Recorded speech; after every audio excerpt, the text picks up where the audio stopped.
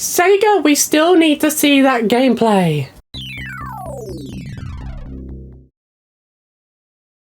Hello everybody, I am Stardust and welcome to yet another discussion video of mine. This video's topic discusses some recent news regarding the new upcoming Sonic game releasing later this year, Sonic Frontiers, that has recently come to light.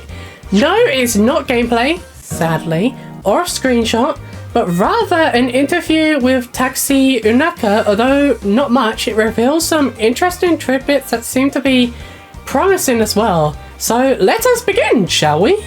So first of all, I would like to thank the Twitter user at Sonic_Frontier for bringing up this article in the first place, as it is sort of how I was made aware of this, and that way I was able to make this video. So please go check them out. They tweet a lot about any recent Sonic Frontiers news and tidbits, and it gives some interesting theories or thoughts they have. So link to their Twitter will be in the description below. Our source of news this time comes from a news article on the website Game Radar. The title of the article in question reads out as, "With Sonic Frontiers, Sega is focused on bringing Sonic to the next level."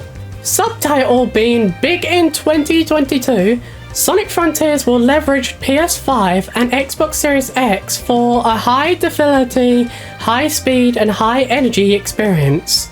Now reading it out, it's quite telling in of itself, so it kind of piques your interest already. Now I'm going to read just the important bits of the article just for the sake of the convenience of this video, but if you wish to read the full article for yourself, the link will be in the description below with all my sources where they usually are.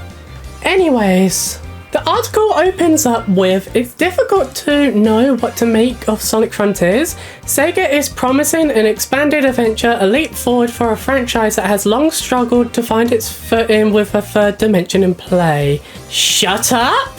It has shown little of it outside of a reveal trailer in the last weeks of 2021, but there is reason to believe that Sonic Frontiers will succeed where Sonic the Hedgehog, Sonic Unleashed and Sonic Forces failed. You need to shut the fuck up! For starters, Sonic Team, don't you mean Sonic Frontiers, is being built with new gen consoles in mind, leveraging the power of the PlayStation 5 and Xbox Series X to support those ambitions to deliver a true open zone experience. We're excited to bring the game onto next-gen consoles, as well as the visual and technical gameplay elements will be elevated onto the newest platforms. As games are beginning to be released natively onto next-gen, it's exciting to be a part of the wave that will really deliver on the full potential of these consoles. High fidelity, high speed, and high energy games, says Sonic Team's creative officer Takeshi Unaka.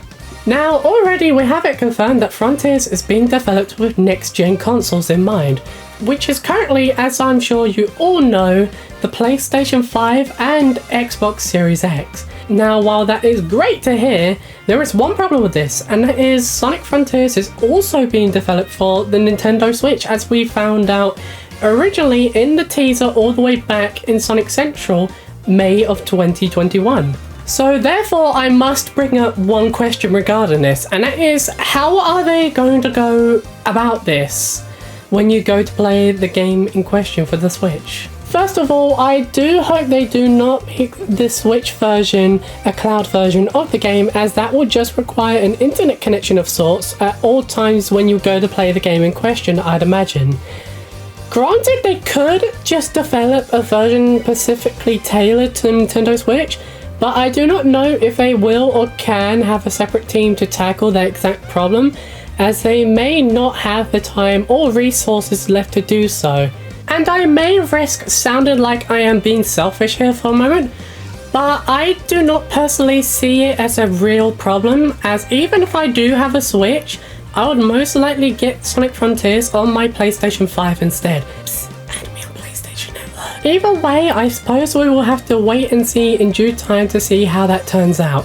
But I am thankful to hear that next gen is the focus with the Switch version of the game, not holding back Frontiers' true potential. Anyways, the next part of the article reads out as the following. Sonic Frontiers is set across the Starfall Islands, an open-ended playground for high-velocity action. Sonic Team is essentially working from scratch here, reworking all of Sonic's core movements and actions to better fit the expanded playable space. From Izuka's perspective, there were lessons learned from 2017's Sonic Forces, but the ambition behind Sonic Frontiers has pushed the team to reconsider everything. With Sonic Forces, the team set out to create a compilation of high-speed Sonic action games that flip the usual Sonic storyline on its head, taking place in a world where the evil Dr. Eggman had prevailed. Within this new storyline and world, we created new Sonic environments and characters like the villain Infinite. With Sonic Frontiers, we are challenging ourselves to deliver an all-new style Sonic action adventure. We're once again expanding the Sonic universe, bringing in new environments and additional features to create a totally new type of open zone experience. So this exact paragraph confirms for sure that Sonic will have a new gameplay style entirely in this game, namely involving combat in some sort of way. Now, if you remember the leaks, they also mentioned combat, but with how button mash it was. Which reminds me of the Werehog's gameplay from Unleashed. You would fight hordes of enemies with light and heavy attack to use and make combos out of. Some might see it as button mashy as well, but I think that actually could fit into the Sonic series, plus it has potential in of itself, especially with the next paragraph that follows as they go a little bit more into detail here.